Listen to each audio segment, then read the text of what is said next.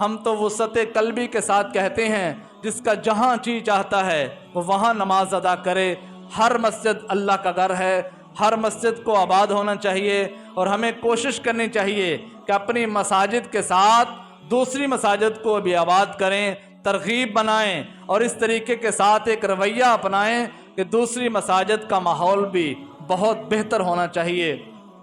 آج کل یہ چھوٹے چھوٹے مسائل کے اندر جو ہم لٹک گئے ہیں، پھنس گئے ہیں مکڑی کے جالے کی طرح۔ ایک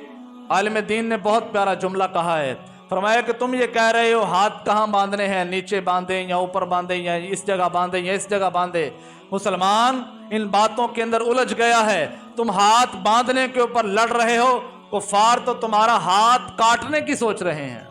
وہ تمہارے ہاتھ کاٹ رہے ہیں، اور مسلمان ان باتوں کے اوپر الجھ گیا ہے کہ نماز میں ہاتھ کہاں اٹھانے ہیں، کہاں باندھنے ہیں۔ یہ چھوٹی چھوٹی باتوں سے ہمیں باہر نکلنا ہے،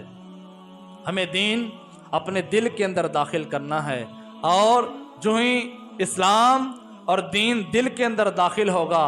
دل کی زمین بدلے گی، دل کے اندر رونق آئے گی، دل کے اندر اسلام کا ایک پودا آئے گا۔ جب اس کی خوشبو